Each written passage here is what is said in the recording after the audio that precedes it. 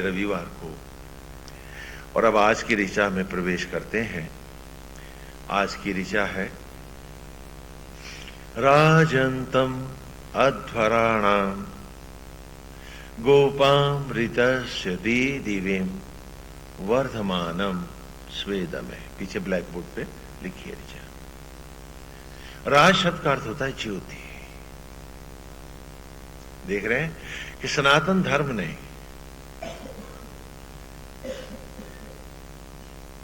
कोई एम्परर की ये कल्पना नहीं की है। राज माने ज्योति, तो राजा माने गाइड होता है खाली, या राजा हो या महाराजा।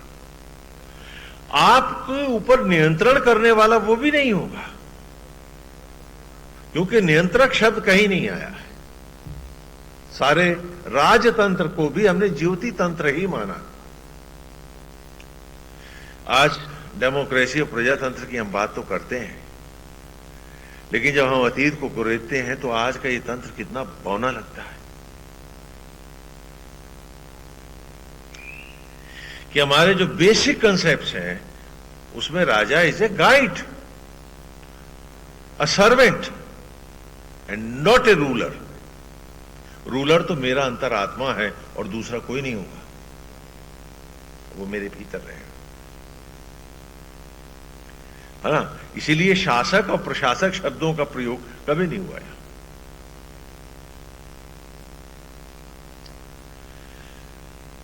राम पर भी जब समाज के कुछ लोगों ने उनकी एक व्यवस्था को लेकर के संदेह उभारे,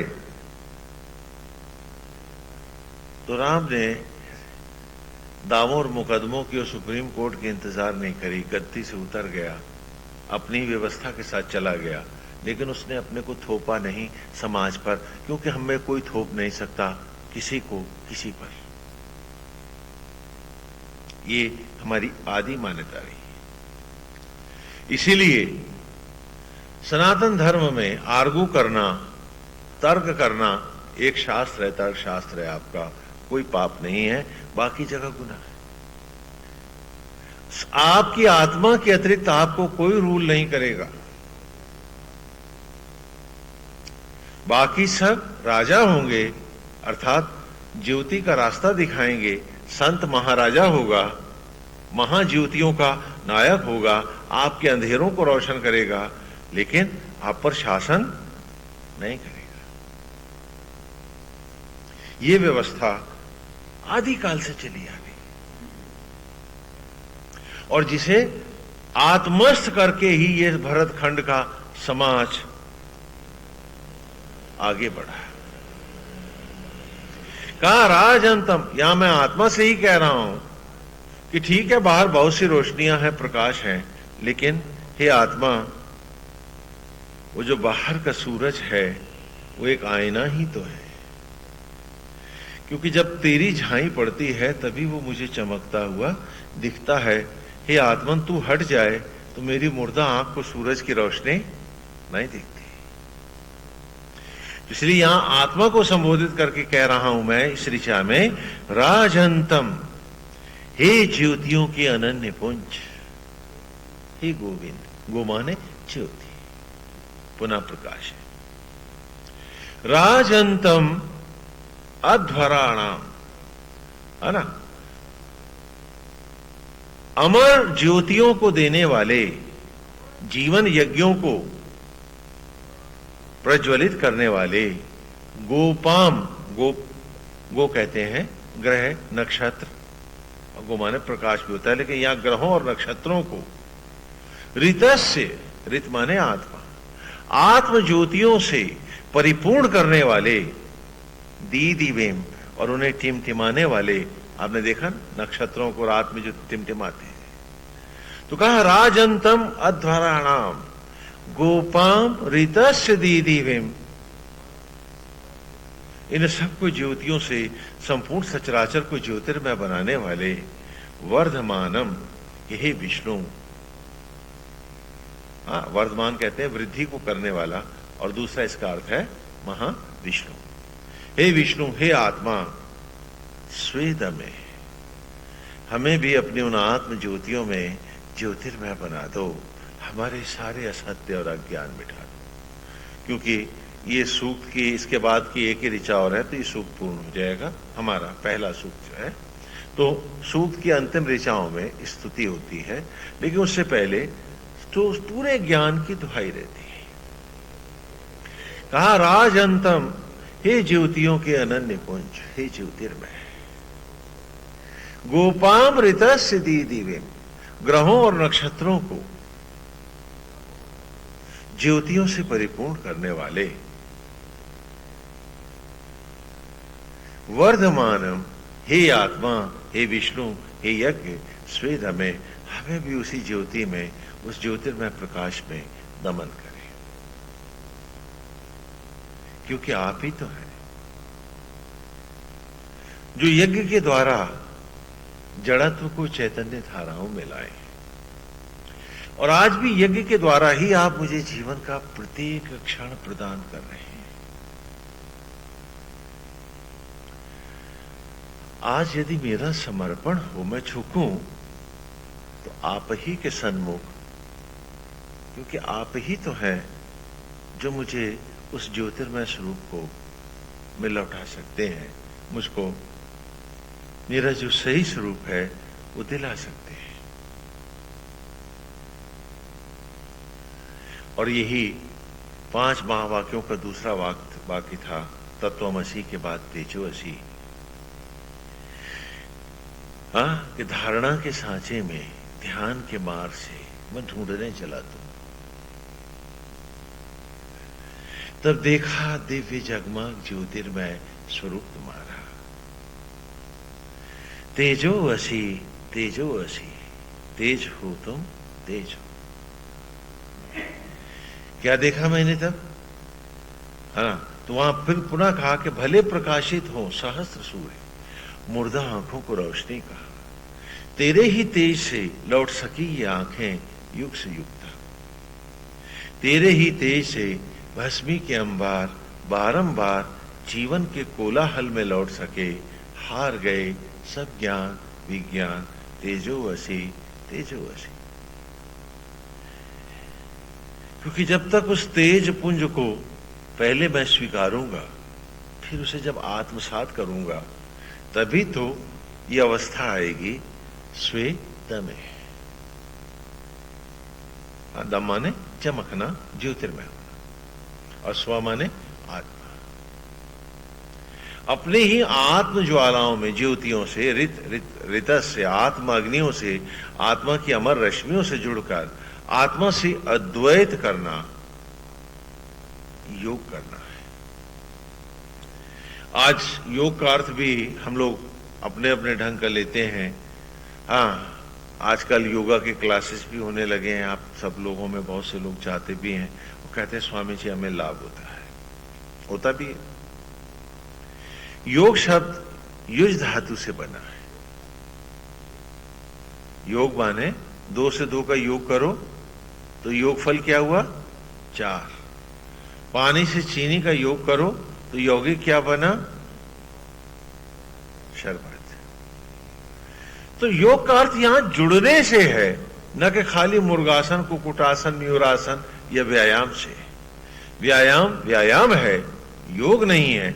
वो अच्छा है, उसको करने से शरीर स्वस्थ और निरोग होता है, अति उत्तम है, परंतु व्यायाम योग नहीं है। योग था मेरी ही अंतरात्मा से, उस ज्योतिर्मय से जुड़कर अपने आप को से समर्पित करके और उसकी ज्योतियों का वर्ण करना, वही आज इस ऋचा में आया है कि वर्धमानम स्वेदमे, हे आत्मा, हे यज्ञ, हे प्रदीप्त, आज मैं आपसे योग करना चाहता हूं। आज मैं आपसे जुड़ने के लिए इस ऋग्वेद की इस पावन गंगा में उतरा हूं। आज मेरा मुझसे मिलन हो जाए। बाहर की दुनिया से बहुत लिपटा किया, बाहर बहुत से सहारे ढूंढता रहा, तमाम थोथे नाते और रिश्तों को ही हकीकत मानता रहा, लेकिन सत्य तो एक ही जगह खड़ा रहा, हर सांस तूने दी, ये रूप तूने दिया, तू ही मुझे भस्मी से इस रूप को देकर लाया। हाथ मैं अपना न बना पाया, बेटा बेटी किसके थी। लेकिन मूर्खों की तरह, अज्ञानी की तरह आसक्त जगत को ही मैं सब कुछ मानकर जिया।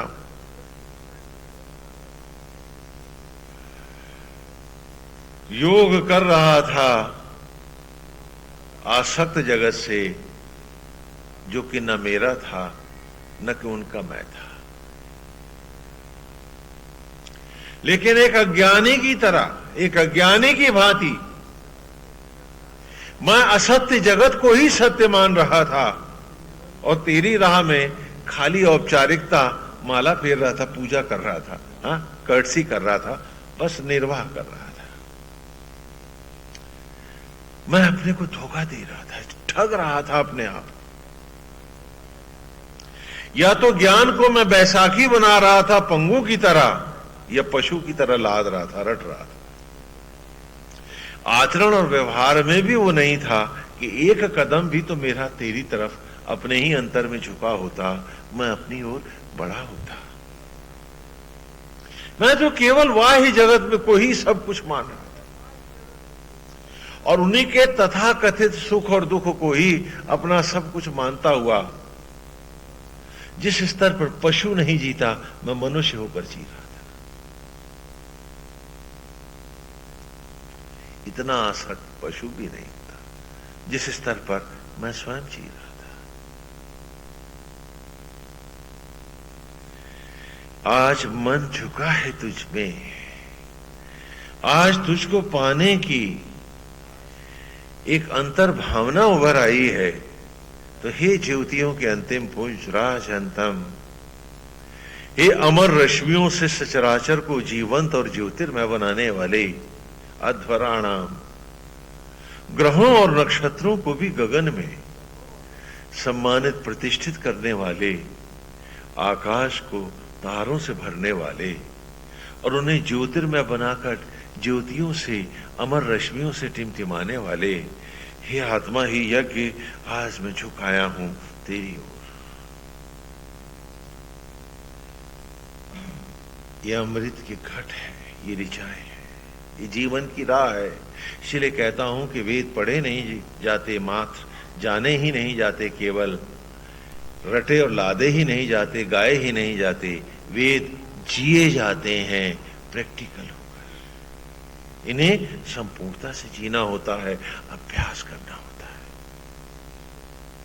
हर ऋचा एक एप्लीकेशन को लेकर के आती है। जब ईश्वर घट घट वासी है तो हर घट को मंदिर होना होगा और योग होगा जीव का आत्मा से, नहीं तो धर्म की बात ही नहीं होगी।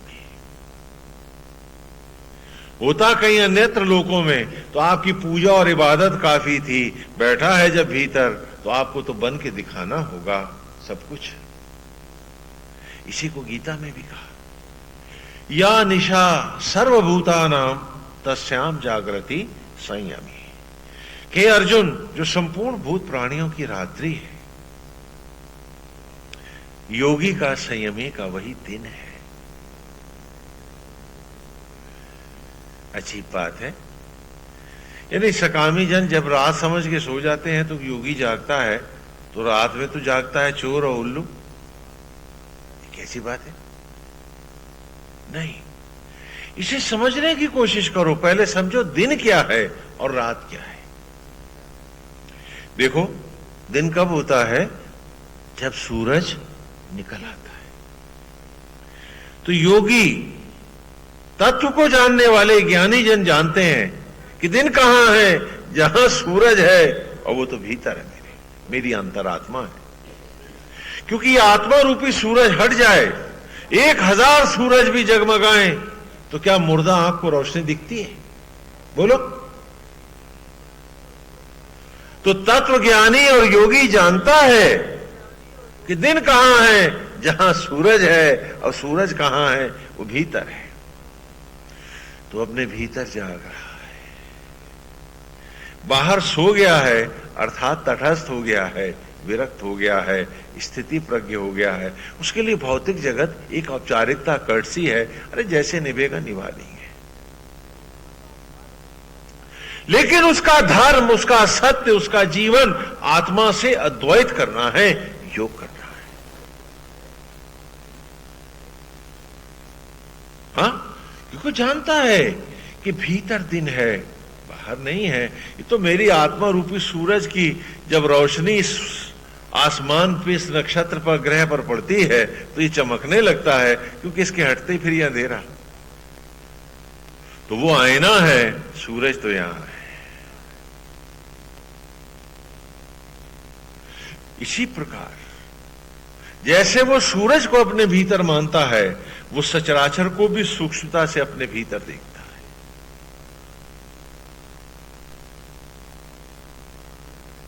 हाँ, जो आपने अक्सर पूजा में गाते हो ना, पूर्णम मिदम पूर्णम अदा पूर्णमिदम पूर्णमदा पूर्णात् पूर्णमुदच्यते पूर्णस्य पूर्णमादाय पूर्णमेवावशिष्यते।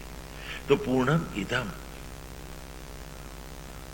कि इधर भी पूर्ण है, पूर्णम अदा, उधर भी पूर्ण है। पूर्णात् पूर्णम उदच्यते, उनको मिलाया तो भी पूर्ण है, गुणा किया तो भी पूर्ण है, और भाग दिया तो भी पूर्ण है। क्यों? क्योंकि वो परमेश्वर पूर्ण है और उसका बनाया जगत है, तो जगत का हर रूप पूर्ण है। अगर स्थूल रूप से भी देखो, स्थूल रूप से भी देखो, तो मां भी पूर्ण है, आदि है क्या? अब हाँ, पति भी, पति पत्नी दोनों पूर्ण है। तो पूर्णम इदम पूर्णम अदा, और पूर्णात् पूर्णम उदच्यते, पूर्ण से। हाँ, बच्चा हुआ, क्या वो आधा है? वो भी तो पूर्ण है। और पूर्ण में से, इन दोनों पूर्ण में से जो बच्चा हुआ वो पूर्ण था, और मां भी पूर्ण थी और पिता भी, वो उनमें कोई आधा तो नहीं हुआ था। जबकि एक बोरी चीनी में से आधी निकाली तो पीछे क्या पूरी बोरी है? आधी है। तो कहा कि सृष्टा के द्वारा बनाया हुआ संपूर्ण सचराचर स्वयं में पूर्ण है।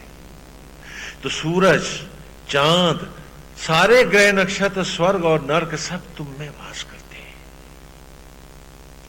जैसे एक छोटा फोटो खींचा कैमरे से, उसका चाहे जितना बड़े हम एनलार्जर बढ़ाते चले जाएं, तो नए नक्श, फीचर्स और तस्वीर तो वही रहेगी। तो ठीक उसी प्रकार सारे सचराचर का जो छोटा पूर्ण है वो तू है, और उसका विस्तार संपूर्ण सचराचर है। जब तक इस तत्व को हम स्पष्ट नहीं करते, हमें वेद का एप्लीकेशन नहीं मिलता, प्रैक्टिकल मार्क नहीं मिलता है। कि कोई ऐसा ग्रह नहीं, कोई ऐसा नक्षत्र नहीं, कोई भूत भविष्य और वर्तमान ऐसा कुछ नहीं जो तुम्हारे भीतर अंकित नहीं है। चाहो तो आत्मा से योग करके सचराचर को यहीं पढ़ लो, जान लो, और नहीं तो चाहे जितने जन्म भटकते रहो। तो तुम्हारी हालत क्या है कि उस घड़े में माल भर रहे हो जिसका पेंदा ही नहीं है। ये जन्म ज्ञान बटोरा, रात हुई ढली, अगला जन्म फिर उसी में, फिर उसका पेंदा नहीं। कितनी बार तुमने वेद पढ़े होंगे, सुने होंगे, पता नहीं क्या क्या जाना होगा, क्या पिछले जन्मों का ज्ञान है? तो ये बिन पेंदे का घड़ा ही तो है ये तुम्हारा जीवन।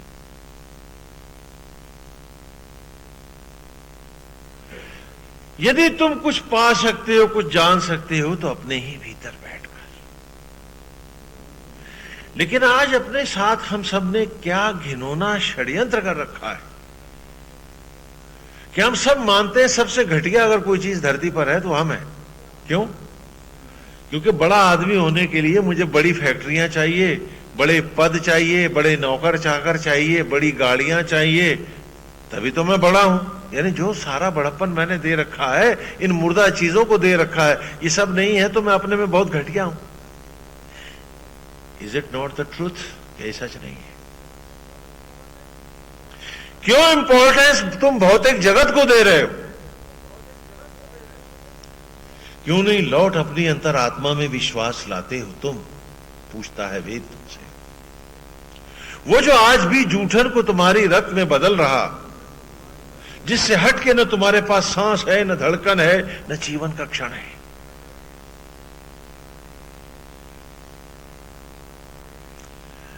उस राम से विमुख होकर आसक्त जगत को ही सब कुछ बनाए बैठे, वहीं सारी की सारी चौधराहट।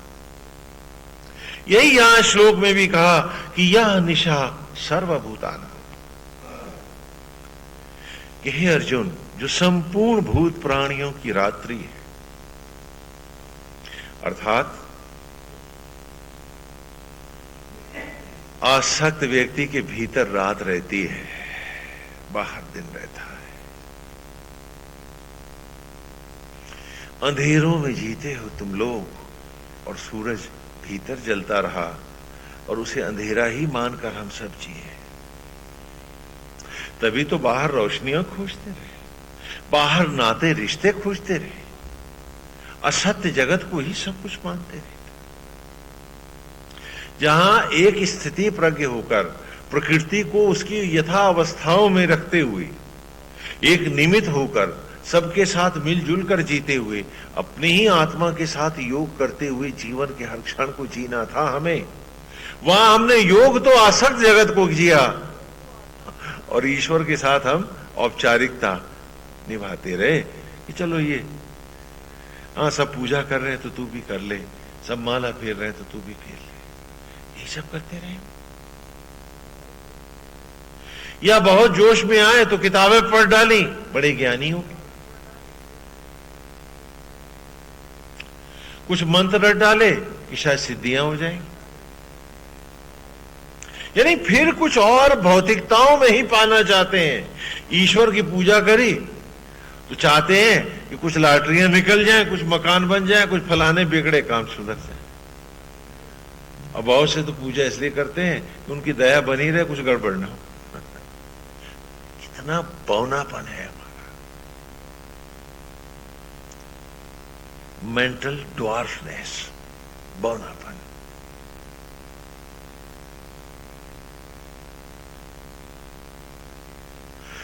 सकामी के भीतर रात रहती है, इसलिए बाहर वो दिन खोजता है,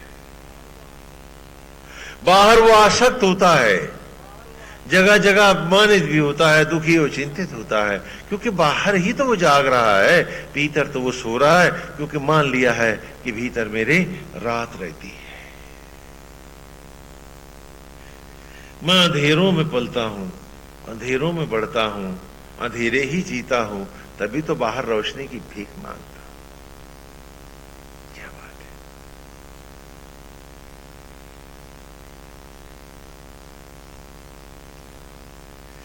क्या ये सब सच नहीं है हमारे साथ?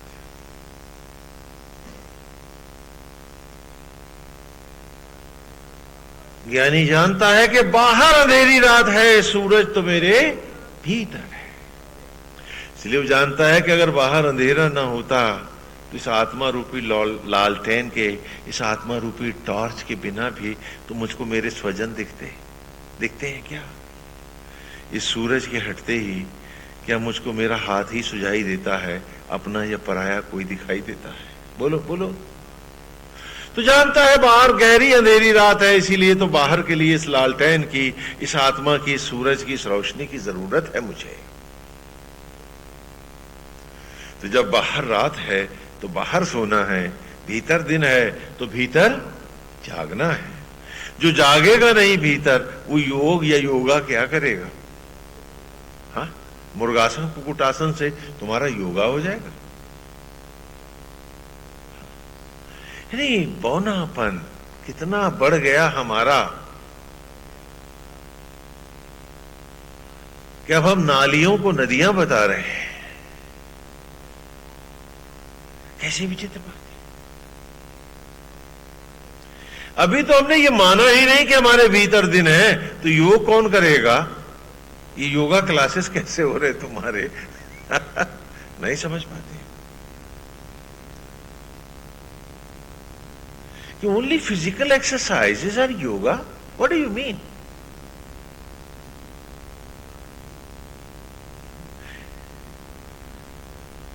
मतलब मानसिक बौनापन क्या इस कदर बढ़ जाएगा कि शब्दों के अर्थ जानते हुए भी हम उसके अनर्थ करते रहेंगे।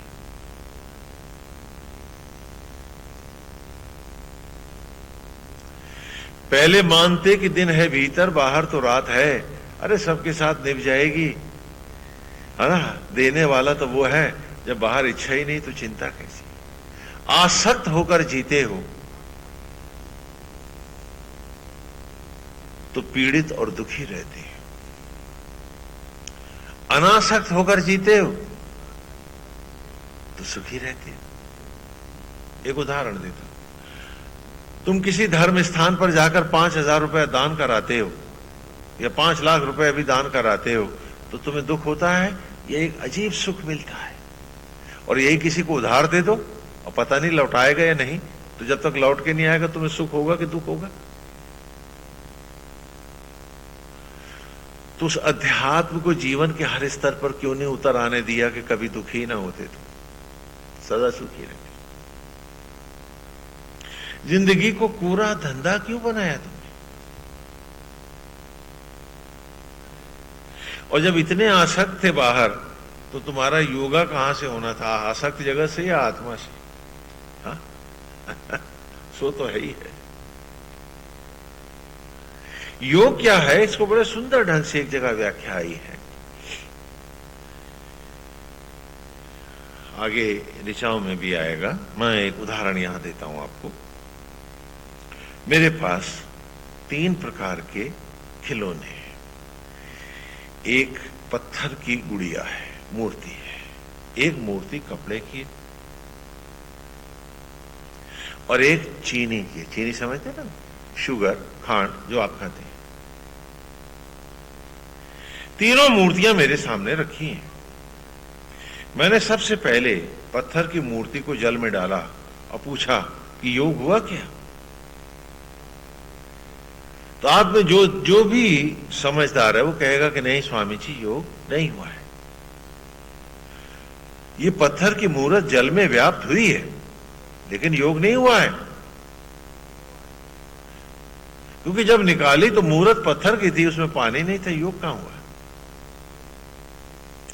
तो तुम्हारी पूजा और भक्ति कि थोड़ी देर के लिए तुम माला में घुसे और फिर आसक्त जगत के उसी घिनौने रूप को लिए जी रहे थे, तो तुम पत्थर की शिला की तरह ही तो भजन में, भजन संध्या और पूजा में आए थे। तुम्हारा योग कैसे होता? फिर कपड़े की मूर्ति ली और ढाली, का योग हुआ? कह लगे नहीं, इसमें भी योग नहीं हुआ। मूरत जल में डूबी, जल कपड़े की मूरत के रोम रोम में समाया, लेकिन योग नहीं हुआ है। कारण कि जब निकाली कपड़े की गुड़िया और थोड़ी सी धूप लगी, गुड़िया फिर कपड़े की थी, जल तो था ही नहीं इसमें। तो कुछ थोड़ी ईमानदारी से भी तुम में से आगे बढ़े तो प्रभु रूपी जल तुम में समाया, कपड़े की गुड़िया के भीतर भी गया। कुछ तुमने सोचा समझा, कुछ अभ्यास किया, लेकिन जहां विषय वासनाओं परिस्थितियों की धूप पड़ी तो तुम फिर आसक्त जगत में उसी प्रकार चिंता, शोक और दुख में खड़े थे, ईर्ष्या, द्वेष और बदले की भावना में थे। गुड़िया फिर कपड़े की थी, कोई योग नहीं हुआ था। अब तुम ये कह सकते हो कि स्वामी जी उसमें इतनी अच्छाइयां तो आ गई। मैं पूछता हूं, एक लड़का तिमाही, छमाही, नमाही में पास हो जाए और सालाना में बिल्कुल ही फेल हो जाए, तो तिमाही, छमाही, नमाही का क्या मतलब? बोलो, तो गया ना साल भर को। हाँ? तुम कहते हो कि स्वामी जी कुछ तो हो गया। मैं कहता हूं बड़े भोले हो यार तुम। एक उदाहरण देता हूं। एक आदमी की पत्नी की जब संतान हुई तो उसका देहांत हो गया, बच्चा छोटा सा। तो लोगों ने, पड़ोसियों ने समझाया कि भले आदमी, गाय ले आ, अब दूध नहीं होगा तो तेरा बच्चा जिएगा कैसे? मां तो है नहीं इसकी। तो उसने कहा अच्छा तो ठीक है, मैं कोशिश करता हूं गाय लाने के लिए। शाम को पूछा जब लौट के आया तो क्यों भाई कराया? बोला हाँ कुछ तो कराया। बोले क्या? बोले खूंटा और जंजीर ले आया हूं। क्या बच्चा जी जाएगा? क्या वो क्षण तुम लौटा के दे सकते हो अपने आप को, जिंदगी का, जो तुम जी आए हो?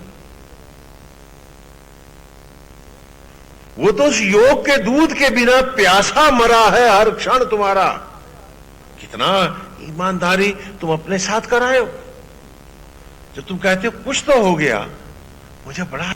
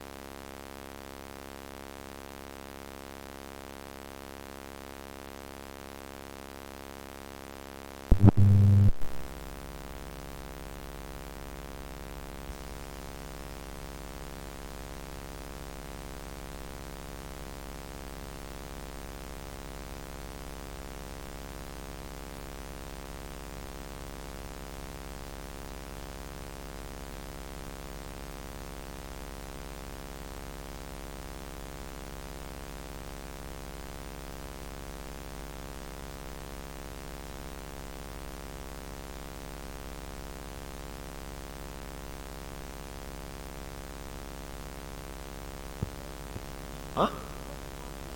तो तुम कहते हो स्वामी जी हमने कुछ कर दिया, तो मुझे लगता है ये बड़े भोले लोग हैं।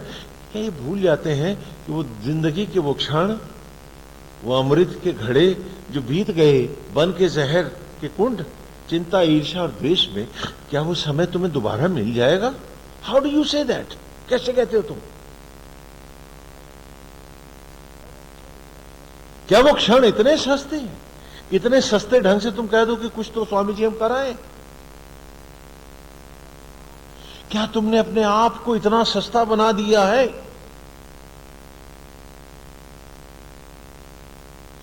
सोचने की बात है। क्योंकि वेद हर बार कुरेदता है मुझको। वेद हर बार मुझे एक प्रैक्टिकल आंख देता है, एक रोशनी देता है, एक राह देता है। और अगर चले ही नहीं तो वेद हमने पढ़े ही नहीं, हमने जाने ही।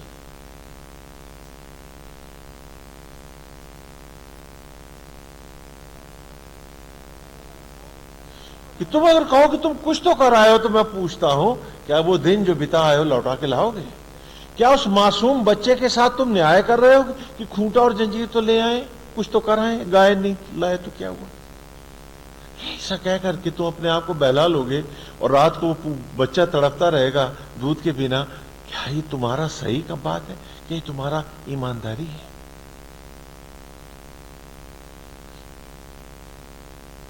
कुछ न करने से कुछ तो कराना, मैं समझता हूं ये और बड़ी बेईमानी है। हां, महाअसुर ही बनते तो प्रभु के हाथों कल्याण तो होता। न तुम घर के रहे न घाट के रहे, इस कुछ तो से तुम्हारा मतलब क्या है? भाई रावण बनते तो उद्धार होता, कंस बनते तो नारायण कल्याण करते तुम्हारा। ये बीच के क्या हो तुम? या तो देवता बनो। हाँ? कि थोड़ा थोड़ा हम कराए हैं, थोड़े थोड़े सुर हैं स्वामी जी, बाकी असुर हैं, क्या मतलब? ईश्वर भी असमंजस में है, इसका क्या करें, उद्धार करें, क्या करें इसका। एक तो यूनिक चीज बन गया है, कुछ समझ ही भी नहीं आता।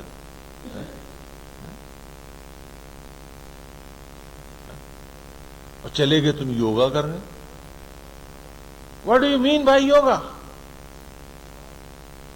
उसके बाद हमने चीनी की गुड़िया जल में डुबाई। हाँ, कपड़े तक समझ में आई ना। अब हमने चीनी की गुड़िया पानी में डुबाई, जब निकाला तो क्या निकला? कुछ भी नहीं, वो तो घुल गई। पूछा क्या अब योग हुआ? कहने लगे हाँ, गुड़िया का अस्तित्व ही चला गया, यहां तो योग हो ही गया, योग हो गया। हाँ, अब सचमुच योग हो गया है।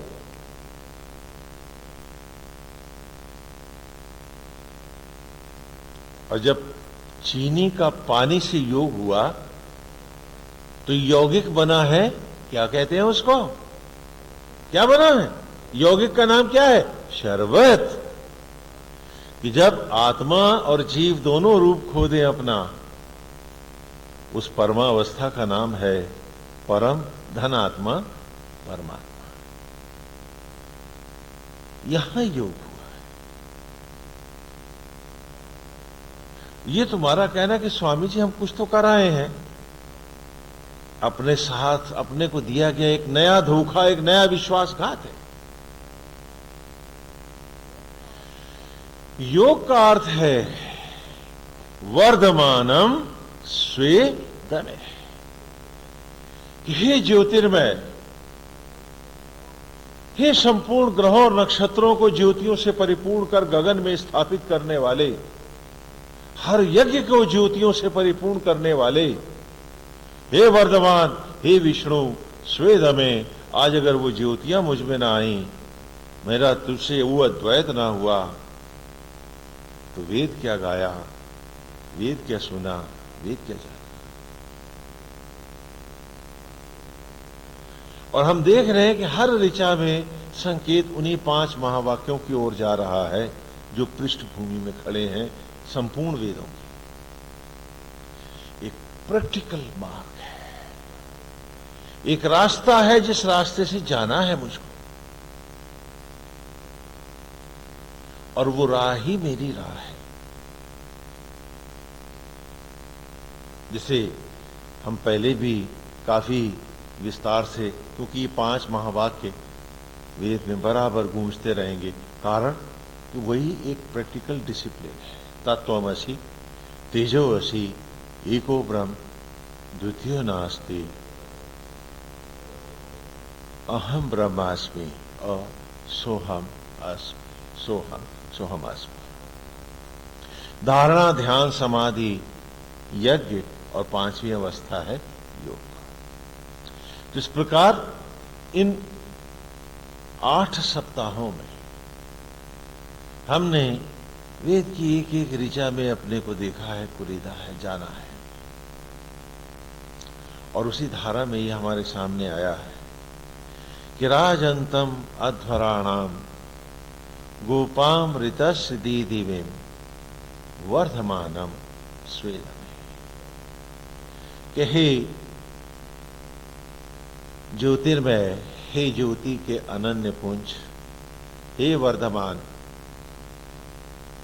हम सबको उसी ज्योति से परिपूर्ण करें। आज हमारा वियोग ना हो, एक निरंतर योग हो, मिलन हो। क्योंकि हमने तो देखा है कि आदमी का बेटा ही आदमी होता है, शेर का शेर होता है। गोविंद जब आप ही हमको बना रहे तो मैं आपके जैसा क्यों नहीं? कहां छूट गया? अपने में ही पूर्ण था तो फिर बाहर भटक क्यों गया? आज आपके सामने एक तस्वीर और रखता हूं आपकी, कि प्रकृति ने और परमेश्वर ने आपको जो मस्तिष्क दिया है, हाँ, let us be very practical now, क्योंकि योग तो जीने की कला का नाम है। ईश्वर ने जो आपको मस्तिष्क दिया है, ह्यूमन ब्रेन, वो कोई छोटी सी चीज नहीं है।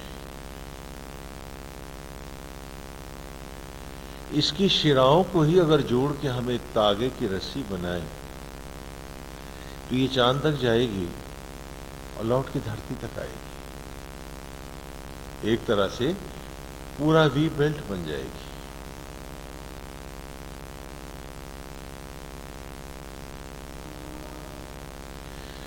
और इस शिरा के इतने से हिस्से में 13 से 14 हजार स्वतंत्र फंक्शन करने वाले बिंदु होते हैं, जिन्हें आप जैसे इलेक्ट्रॉनिक्स में चिप्स कह सकते हैं या जो कुछ भी कह सकते हैं, इंडिपेंडेंट फंक्शंस होते हैं, ट्रांजिस्टर्स कह सकते हैं। और रस्सी कितनी बड़ी, चांद तक जाए और लौट के आए। तो आपके दिमाग में, आपके मस्तिष्क में कुदरत ने इतना बड़ा, इतना व्यापक मस्तिष्क क्यों बनाया? और ये भी नहीं कि किसी एक को दिया और बाकियों को नहीं, नहीं, सबको दिया। उसने हम सबको ये मस्तिष्क दिया है।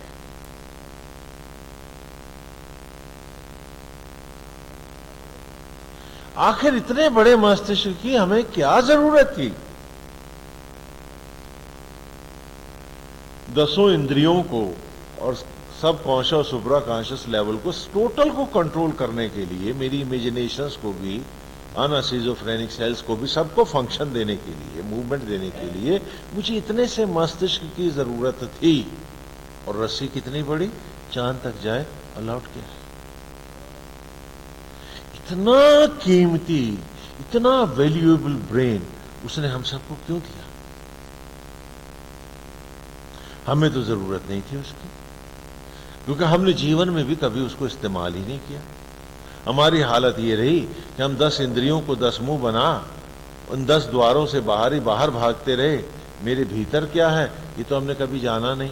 पत्नी भी बाहर थी, बैंक भी बाहर था, हाँ, पूंजी भी बाहर थी, फैक्ट्री भी बाहर थी, नाते रिश्तेदार भी, भीतर तो कुछ था ही नहीं, अंधेरा ही अंधेरा था। तो इतना बड़ा मस्तिष्क उसने मुझे क्यों दिया?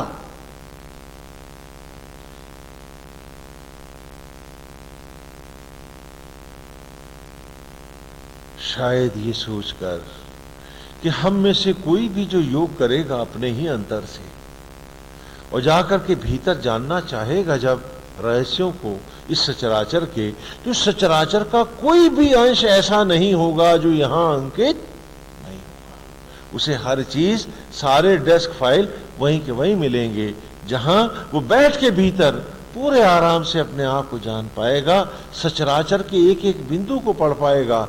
भूत, भविष्य या वर्तमान का कोई भी ऐसा क्षण, कोई ग्रह और नक्षत्र ऐसा नहीं होगा जो उसके भीतर, जिसका रहस्य उसमें अंकित नहीं होगा, कि जिसे वो यहीं बैठ के पढ़ सके। जैसे कि सारी दुनिया का ज्ञान बालक एक पाठशाला के कमरे में बैठ के पढ़ लेता है, वो इस कमरे में बैठ के संपूर्ण सचराचर को, हर युग को, हर काल और लोक को भी पढ़ पाएगा।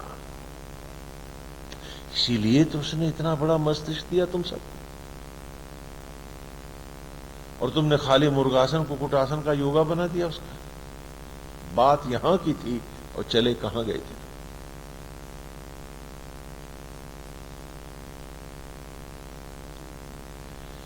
कि कोई भी तुम में से भीतर जाना चाहेगा, अरबों में एक भी जाना चाहेगा, तो प्रकृति ने कहा हम अरबों को ही यह मस्तिष्क दे देंगे, शायद इनमें कोई एक जाना चाहे। अगर ईश्वर की ये इच्छा नहीं थी, तुम्हारे को बनाने वाले तुम्हारे नियंता परमेश्वर की इच्छा नहीं थी, तो बताओ फिर तुमको उसने इतना व्यापक, इतना मूल्यवान मस्तिष्क क्यों दिया? शायद तुम में से कोई, किसी युग में कोई अपने ही अंतर से अद्वैत करना चाहे। तो उस पिता ने कहा कि मेरे उस पुत्र के पास ऐसा कुछ ना हो जिसे बाहर से उसे मांगने जाना पड़े। कहीं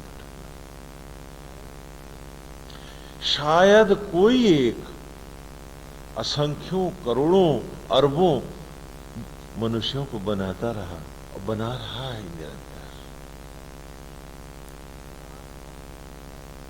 और आप सबके भीतर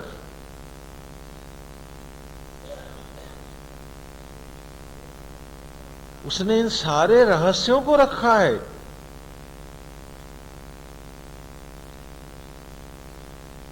कि जब भी मूंदोगे आंख, देख सकोगे मुझको, मेरे बनाए हुए संपूर्ण सचराचर को। कोई एक ग्रह नक्षत्र नहीं, कोई एक कॉन्स्टलेशन नहीं, कोई खाली एक गैलेक्सी या उसका पुंज भर नहीं। ये अनंत सूर्यों को, अनंत ग्रहों को, अनंत लोकों को और अनंत समय को भी तुम पढ़ सकते हो। वो सारा ज्ञान तुम्हारे भीतर रखा है। लेकिन फिर भी एक थोथी आसक्ति हमें बाहर बाहर भटकाती रही और हम अपने ही साथ ईमानदार ना, हमारे पास वो भूख ना आई, वो जिज्ञासा ना आई, वो तड़प और ललक ना आई कि चलना एक बार भीतर चले, देखें तो सही मेरे भीतर भी रखा क्या है, आखिर कौन सा वो रहस्य है। चमत्कारों के पीछे आप भागते रहे कि उन्होंने यूं किया और भभूत बना दी। अरे भभूत तो तुम सब चिता की लकड़ियों पे बन ही जाओगे। तमाशा ये देखो कि भभूत मनुष्य कैसे बना है। चमत्कार तो यहां खड़ा है। उस सत्य को हमने पाना ना चाहा और ईमानदारी से बैठ करके, प्रैक्टिकल होकर के हमने जीना ना चाहा।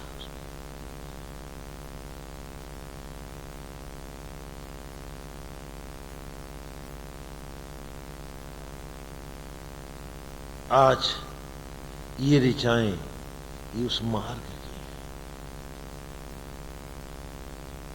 ये एक प्रैक्टिकल मार्ग है।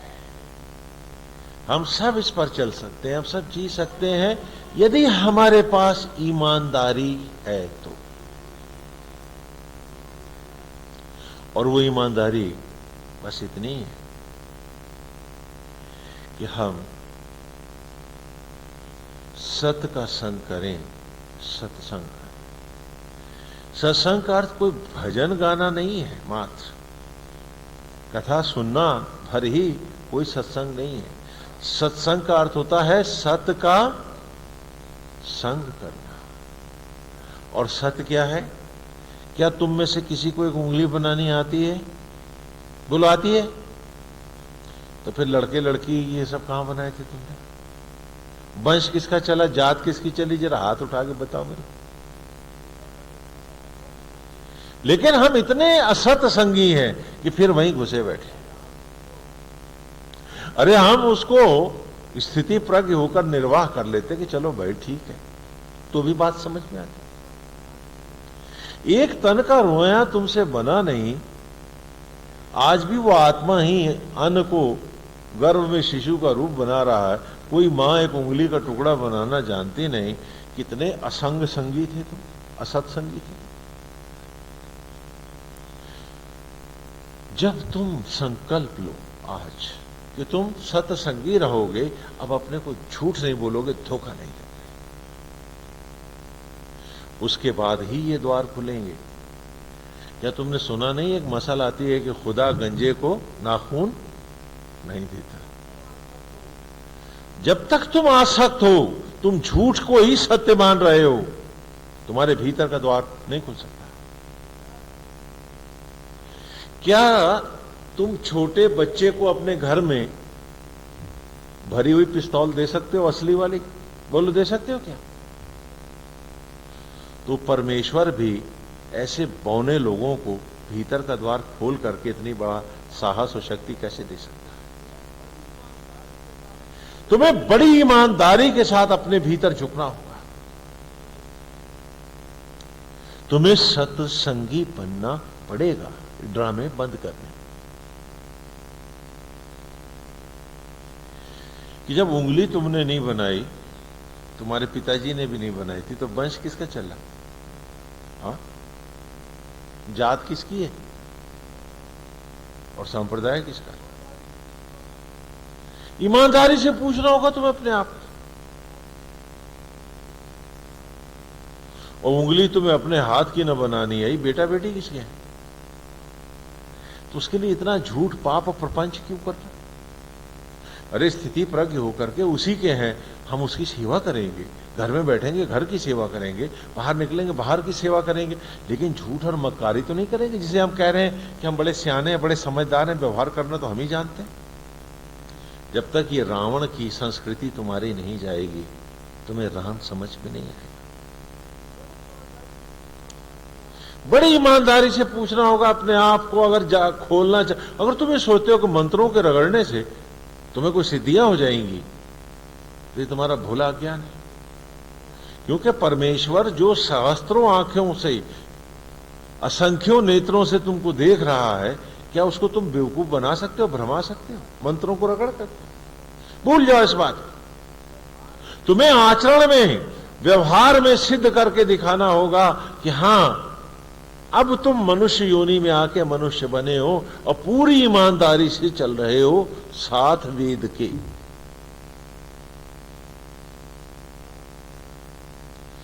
ये सब प्रपंच छोड़ने तो तुम्हारे भीतर इतना बड़ा खजाना और रहस्य रखा है कि तुम्हें बाहर किसी चीज की जरूरत नहीं है। वो तुम्हारे भीतर बैठा है, तुम्हें किसी की नहीं, ये सन्यासी की भी कोई जरूरत नहीं, तुम्हें किसी की जरूरत नहीं है, क्योंकि सत्य तुम्हारे भीतर बैठा है। और क्या तुम ईमानदारी से सत्संग करोगे, या कि थोड़ी देर में फिर उसी दंभ में फंस करके और फिर महाअसुर बन जाओगे? दानी तो राजा बलि भी है, लेकिन असुर राज है, दानवेंद्र है, दानवों के राजा है। सत्य को स्वीकारना ही सुरत्व की ओर आना है।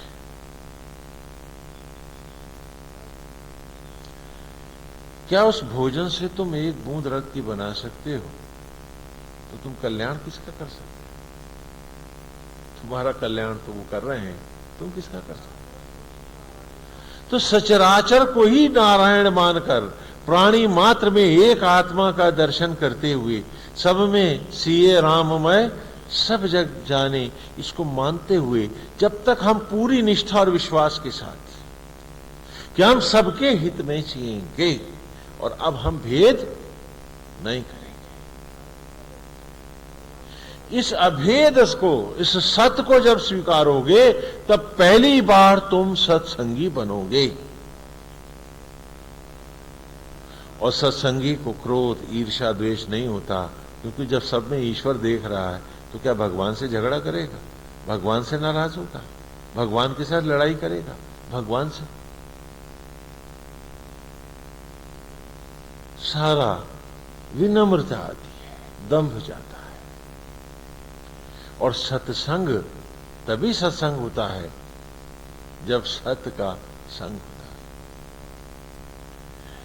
और उसके बाद मार्ग तुम्हारा यहीं से आरंभ हो जाता है, तत्त्वमसि। देखो पहला महावाक्य आता है कि वो तुम हो, उसमें तत्त्वमसि में तुमने पढ़ा कि धारणा का सांचा बनाया। हाँ, पलथी के जैसा चबूतरा है, धड़ के जैसा गोल कमरा, सिर के मंदिर ऐसी तो बना रहे, और आत्मा जैसी ही मूर्ति है, जीव ही पुजारी। कहा कि प्रभु की मूरत कैसी, कहा भक्त की भावना जैसी। भगवान का सुंदर रूप ले, उसकी मनोहारी छवि। पहले भक्त मूर्ति में दर्शन करता है, फिर ध्यान के द्वारा उसको कहां ले जाता है? भीतर। अब उस सुंदर परमेश्वर के को ही सत मान करके, उस सत्य के साथ ही जुड़ के जीना है, तभी तो सत्संग होगा।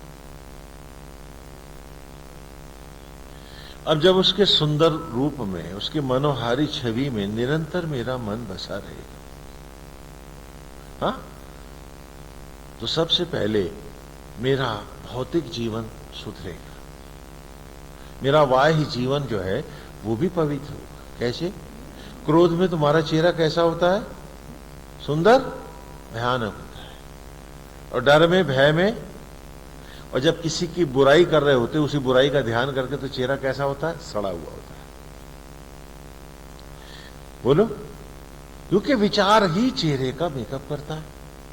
हाँ, तो तुम बाहर सड़े हुए दिखना चाहते हो, भयानक दिखना चाहते हो, हाँ, ये सिकुड़े हुए, ये सुंदर दिखना चाहते हो। बोलो, कैसे दिखना चाहते हो? तो जब सुंदर विचार भगवान में रहेगा तो तुम्हारा बाह्य रूप कैसा होगा? ईश्वर के जैसा सुंदर। और सत्संग के लिए ये रूप ही प्रेरणा बन जाएगा कि नहीं, अब तो इन्हीं के साथ जुड़ के जीना। अगर किसी ने कुछ कहा भी है, पीड़ा भी दी है, तो उसी रूप का ध्यान करके उसके चरणों में रख दिया है कि मुझे तो रूप का रस पीने दे, इसकी पीड़ा को याद करके हम अपने को दंड थोड़े देना चाहिए, है ना। मेरे पास एक भक्त आया, आप ही का उदाहरण ले रहा हूं, आप ही की डे टू डे लाइफ से। कहने लगे, स्वामी जी मैं 15 दिन से सोया नहीं। मैंने, भले आदमी, तो क्यों नहीं सोया है? कहने वो स्वामी जी, उसने भरी बारात में मेरा अपमान कर दिया। मैं 15 दिन से ना मैं ठीक से खा पाया, ना कोई काम कर पाया, और स्वामी जी मेरा मन करता है ना, मैं उसको जाकर गोली मार दूं। ये आप सबकी बात है, सब। हमने उससे कहा, एक बात बताओ, वो जो उसने तुम्हारा भरी बारात में अपमान किया था, उसमें कितनी देर लगी थी? एक गाली तो दी होगी? बोले हाँ। कितनी देर लगी? 2 सेकेंड, 2 क्षण ही तो लगे। तो मैं 2 क्षण उसने तेरे को सताया, सिर्फ 2 क्षण, तो उसको तो तू गोली मारना चाहता। 15 दिन से उन्हीं क्षणों को सोच सोच के जो तू अपने को खुद सजा दे रहा है, तो दोनों में कौन बड़ा पापी है? वो 2 क्षण वाला, ये 15 दिन वाला? बोलो बोलो बोलो। तो अपने लिए कौन सा मेगाटन बम सोचा? उसे तो गोली मार दोगे, हो गया। लेकिन अपने लिए तो बम के अधिकारी हो ना, इतना पाप तुमने अपने लिए कर रखा। अगर तुमने उसको वहीं क्षमा कर दिया होता और तुम्हारे पास ये सुंदर मनोहारी छवि प्रभु की होती और तुम फिर उसके सौंदर्य में बस गए होते, तो ये 15 दिन तुमने तबाह तो ना किए होते यार। बी प्रैक्टिकल, वेद प्रैक्टिकल मार्ग है ये, तुम्हें ऐसे ही चलना पड़ेगा। मूर्ति पूजा ढोंग है कि निर्गुण है कि सगुण है, ये विद्वानों की बातें हैं और आश्रम के बाहर रखा घूरे का ढेर है।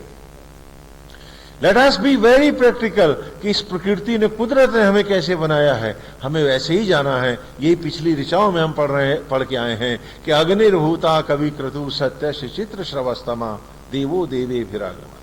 हाँ, पूर्व की ऋचा में हमने पढ़ा कि जिस राह वो लाया है हमको, इसी राह आगे बढ़ने में ही उद्धार हमारा है। तो जब उसने हमको मंदिर बनाया तो हमने भी शरीर को ही मंदिर बनाया। वो आत्मा होकर विराज रहा है, हमने एक मूर्त रख दी उसकी, और जीव रूप हम इस शरीर का प्रयोग तो कर रहे हैं, तो हमने एक पुजारी अपने जैसा खड़ा कर दिया कि जैसे तू लाया है ऐसे ही जाना है। तो भीतर से ही यज्ञ हुए थे, लकड़ियों पे जलकर अन्न कभी बालक नहीं बना, मट्टी कभी अन्न नहीं बनी, ब्रह्म ज्वालाओं में ही जब जले तभी उद्धार हुआ। तो हमको फिर इन्हीं ज्वालाओं में जलना है, तो भीतर आना है। हाँ, तो आरंभ हुआ मूर्ति से। हमारा सुंदर मूर्ति है नारायण की मनोहारी छवि, और जितना हम प्यार करेंगे उनको, उतना ध्यान सरल और सहज हो जाएगा। न कि दिया जला के रोशनी देखेंगे, आंख मूंद करके त्राटक और नाटक करेंगे, इनमें कुछ मिलेगा नहीं।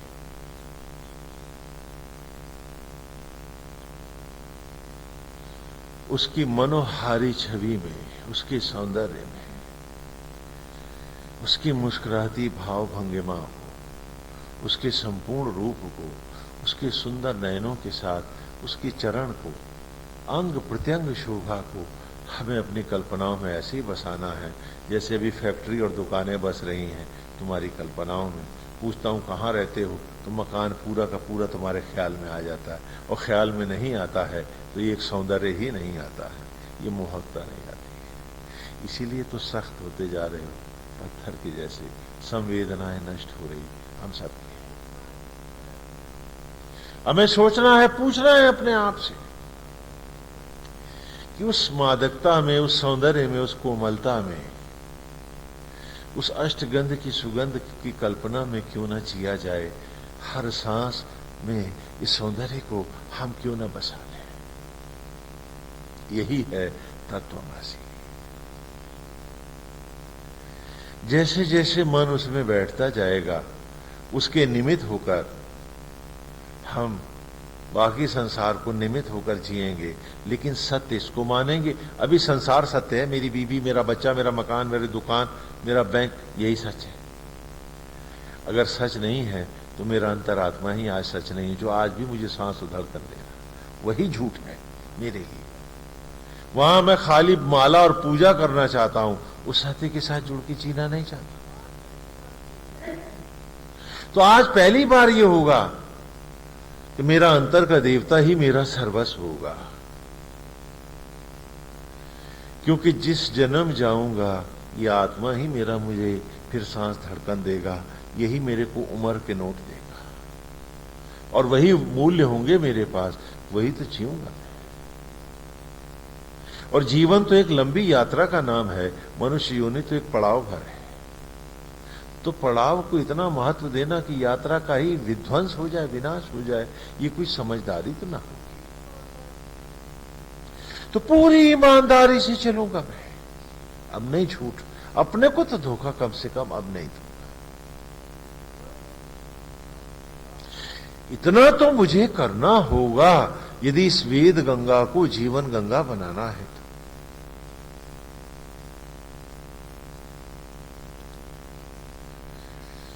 कि सत्य को सामने रखूंगा कि आज भी एक एक तन का रोया वो दे रहा, क्षण वो दे रहा, उसी ने परिवार दिया है। मुझे जब कुछ बनाना ही नहीं आया, और आज भी किसी बेटे को क्या मैं एक बूंद रख के और सांस उसके शरीर में दे सकता हूं बना के? आज भी सांस और धड़कन वही दे रहा है। मैं खाली निमित्त ही तो हूं, तो निमित्त से आगे अब मैं भी नहीं बढ़ूंगा, आसक्त नहीं हूं, ड्यूटी करूंगा। क्या हम इतना नहीं कर सकते? और इसमें सुख ही सुख है, क्योंकि अगर किसी ने तुम्हें प्रताड़ना दी है, किसी ने तुम्हारा अपमान भी किया है, उसको भी तुमने सुंदर मनोरम रूप के चरणों में रखा है, तो उसके बाद दंड तो तुम्हारा खत्म हो गया, वो तो वहीं समाप्त होगी, क्योंकि आगे मनोहारी छवि बसी। तो तुम सुखी हो कि दुखी हो? तुम्हारा निर्माण हो रहा है या विध्वंस हो रहा है? और जब जब तक उसका पाप याद करोगे, जब जब तक वो अपमान याद करोगे, तुम सुखी रहोगे कि दुखी रहोगे? तुम्हारा चेहरा सुंदर होगा या तुम्हारा शरीर रोगी होगा या स्वस्थ होगा? तो क्यों ना एक सौंदर्य में, एक मनोहारी छवि में, उसके सौंदर्य में अपने आप को बसा लें। वेद के पहले महावाक्य को आज खुल जाने दें कि ऋचाओं के साथ हम ऋचाओं में ही गूंजते रहेंगे, और आप जाके भीतर खोलेंगे इस दुकान। आज मेरी स्थिति क्या है कि मेरे पास सचराचर का पूरा ज्ञान है, करने की सामर्थ्य है, शक्ति है, लेकिन क्या है, भीतर का ताला बंद, कमरा बंद किए बैठा हूं, ताला लगाया हुआ है, और चाबी कहीं वक्त के अतीत की किसी गड्ढे में डाल आया हूं, और बाहर भीख मांग रहा हूं। एक मकान दे दे, एक फैक्ट्री दे दे, एक इतना सा और दे दे, और भूल रहा हूं कि कमा नहीं रहा हूं, उम्र के नोट गंवा रहा हूं। आधी जिंदगी आधी राख, 4 कदम और चिता की लकड़ियों पर इतनी सी राख ही तो है। कोई तेरा नहीं, तू किसी का नहीं। तेरी मकान, दुकान, फैक्ट्रियां भी उनके काम आ जाएंगी, लेकिन अगर स्वप्न में भी मरने के बाद तू उनको दिख गया तो घर भर के सारे डर जाएंगे कि ससुरा प्रेत पिशाच बन के पीछे पड़ गया है, ऐसा ना हो 2-4 और खींच ले जाए। भाई इतना ही तेरा उनका संबंध रह जाएगा। तो वो संबंध जो कल ये इतने कड़वे हो जाने हैं, अरे आज ही उनको बिसरा। और वो जो तेरा नित्य साथी है कि जिस योनि में तू जाएगा, आत्मा होकर वही तेरे जूठन को रक्त में बदलने आएगा। चाहे चिड़िया होगा, बंदर होगा, बिल्ली होगा, मनुष्य होगा, जो भी होगा वही सांस देगा, वही धड़कन देगा।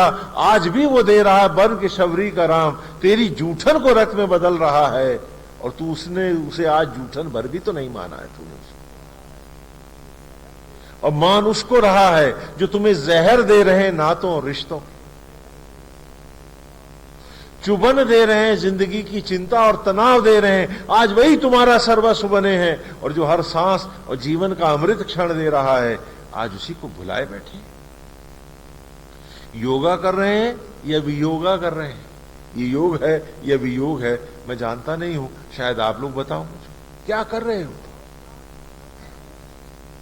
आओ कि आज कसम खाएं, हम संकल्प लें हम कि वेद की ये गंगा की एक एक ऋचा हमारे रोम रोम में बसेगी, और हम अभ्यास करेंगे। सत्संगी निरंतर होंगे, बनाया नहीं है अंग हमने, बना हो रहा है तो शरीर उसका, अंग उसका, रूप उसका, रंग उसका, नाते उसके, रिश्ते उसके। हम तो निमित्त हैं और निमित्त रहेंगे। अनासक्त भाव से जिएंगे, आसक्त भाव से अब जीना हमारे लिए महापाप होगा। मस्ती, निश्चिंता, उन्मुक्ता के साथ उसकी मनोहारी छवि, उसके माधुर्य में, उसके सौंदर्य में, उसकी अष्टगंध की सुगंध में, उसके रूप में बसाएंगे, और फिर कल्पना आएगी कि ये सुंदर रूप ही तो आत्मा होकर बैठा है, वही तो मेरे अंग प्रत्यंग में मेरा प्रभु समाया है। वो सांचा बनेगा, मैं अपने भीतर जलूंगा, और ये सामग्री उसी में यज्ञ हो, उस सांचे में ढल के तद्रूप हो जाएगी। होगा जब अद्वैत, तभी तो सोहम अस्मि होगा, तभी तो योग होगा। तो आए आज उसका हम द्वार खोल डालें कि आज रास्ता खुल गया है हमारा। ये नहीं कि हम खाली सुन करके फिर जानवरों से भी बदतर होकर के भूल जाएं उसे। हम पूरी ईमानदारी के साथ हर दिन हर क्षण याद रखेंगे कि हमसे अब कोई भूल नहीं होगी, अब कोई गलती नहीं होगी। गोविंद जब सत्य हम जान गए तो तथाकथित नातों और रिश्तों की इस मूर्खता में जीवन को हम जहर नहीं बनाएंगे। हम तेरे ही रूप में बसेंगे, तेरी ही छवि में बसेंगे, अंग प्रत्यंग तेरी शोभा में समाएंगे। तेरे सौंदर्य को ही हम अपना जीवन, अपनी राह बनाएंगे। आज की ऋचा को हम सत्य करके दिखाएंगे कि राजंतम अध्वराणाम गोपामृतस्य दीदिवेम वर्धमानम स्वेदमे। कि हे ज्योतिर्मय, हे ज्योति के अनंत पुंज, हे मेरे आत्मा, हे मेरे अंतर के देव, हे घटघटवासी राम,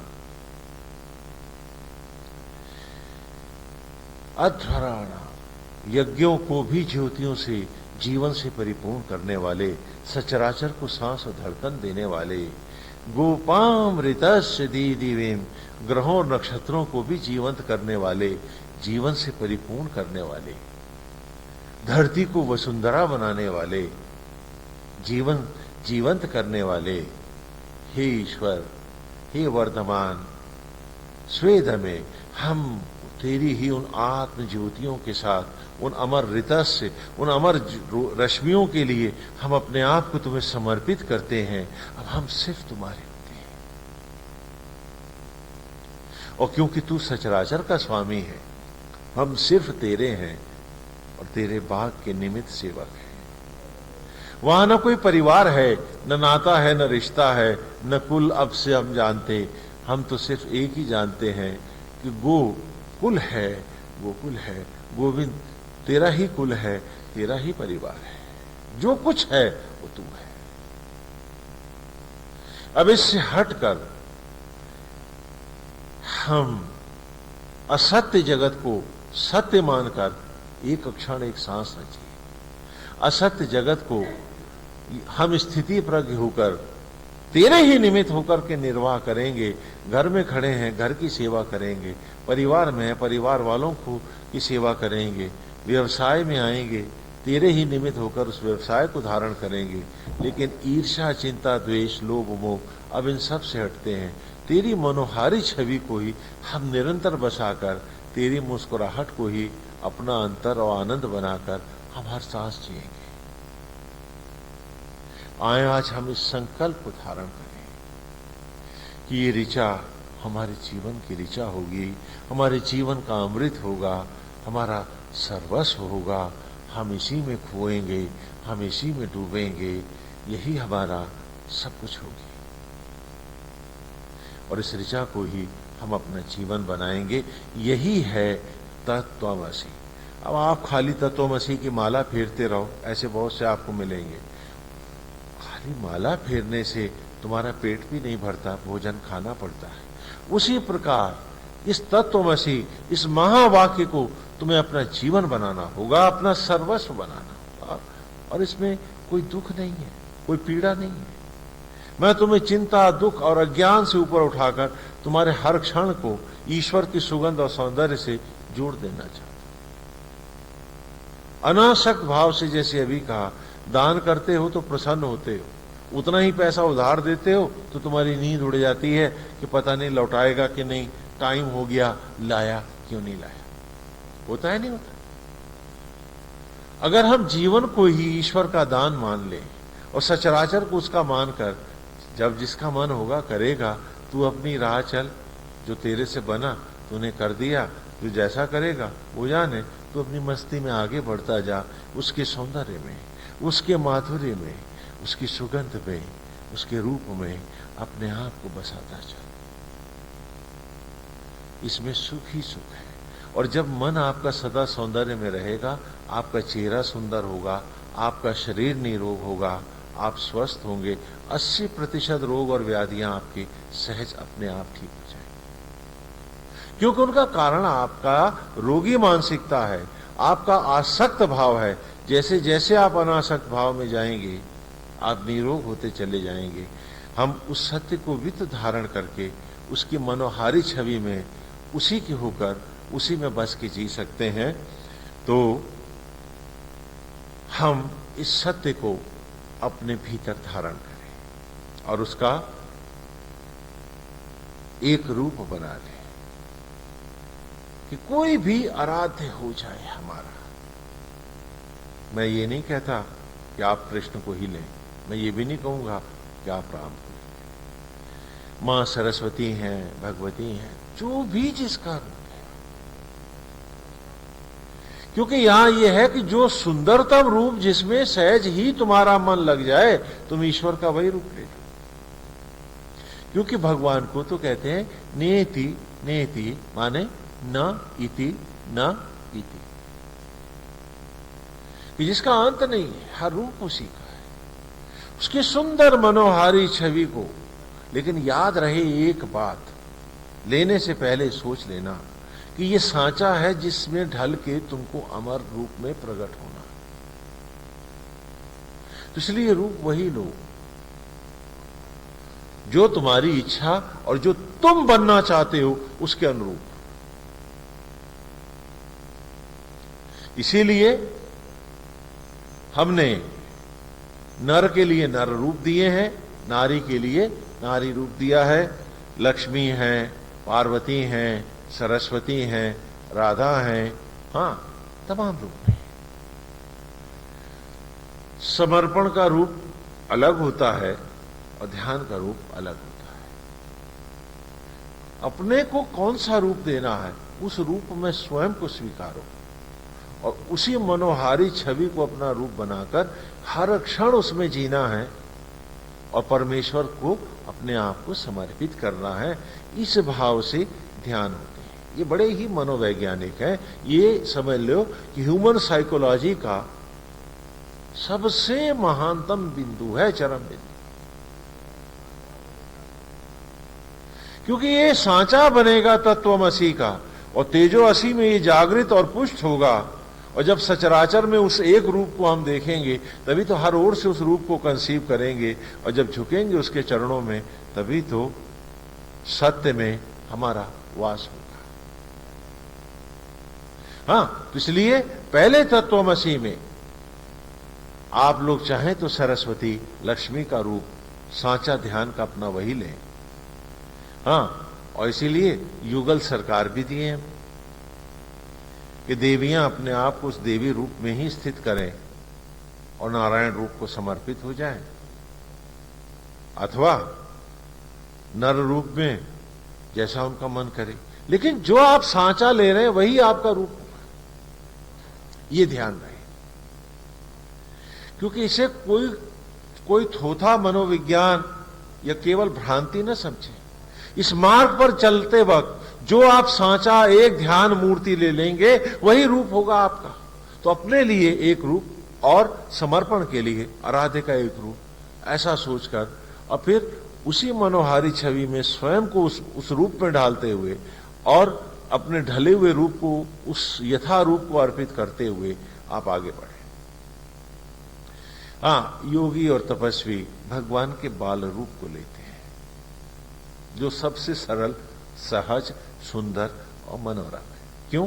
क्योंकि बाल रूप में सांसारिकता अपने आप मिट जाती है। बालक ईर्ष्या नहीं जानता, द्वेष नहीं जानता, वासना नहीं जानता, और जब बाल रूप को आप भजते रहेंगे तो अचानक आपका मन सहज बालक हो जाता है, तो चलन आनंदमय हो जाता है, सरल हो जाता है। इसीलिए भगवान की बाल छवि की पूजा हर ओर होती है। जो विभत्स रूप है, मां काली के विकराल रूप हैं, वो केवल योद्धाओं के लिए होते थे जिन्हें भयंकर युद्ध लड़ने होते थे। हां, तो इसलिए मैं आपसे ये नहीं कहूंगा कि आप कौन सा रूप लें, मैं तो आपसे कहूंगा कि जो रूप आप लेंगे नारायण वही रूप आपके लिए भरेंगे। आप अपना ध्यान का रूप लें, एक उस सांचे को सोचे जिसमें आपको ढलना है, और उस रूप में भी आपको जिस परम सत्ता को समर्पित होना है उसका रूप लें, और इन रूपों का जब अद्वैत होगा तब मोक्ष होगा। इस रूप की बात नहीं, बात तुम्हारी कल्पनाओं के उन दो रूपों को जोड़ना होगा। पहले तो उन दो रूपों को जागृत करना होगा, फिर जोड़ना होगा। जब दोनों का अद्वैत होकर एक में ढल जाएंगे तब मोक्ष होगा। तो आए सीधे बैठ जाएं, पलकों को झुका लें। एक सवाल, एक राह आपको दे रहा हूं, और मैं पूरा विश्वास है कि हम सब इस रास्ते पर चलेंगे, अभ्यास करेंगे, और अपने गंदे स्वभाव को, क्रोध को, ईर्ष्या को, द्वेष को, दंभ को, हाँ, चिड़चिड़े स्वभाव को, इस सबको हम पीछे फेंकते चले। आए सीधे बैठ जाएं, पलकों को झुका दें, और उनके मनोहारी छवि में 2 क्षण के लिए बस जाएं। उनके रूप में ऐसा बसें कि उनकी सुगंध हमारे भीतर से भी आने लगे। वो ज्योति, वो ज्योतिर्मय स्वरूप, उनकी मुस्कुराहट हमारी मुस्कुराहट हो जाए। रूप में ऐसा बसें कि जहां देखें वहीं हमको हमारे गोविंद, हमारे नारायण दिखें, आराध्य दिखें। ऐसा हो जाए कुछ। नारायण हरि गोविंद।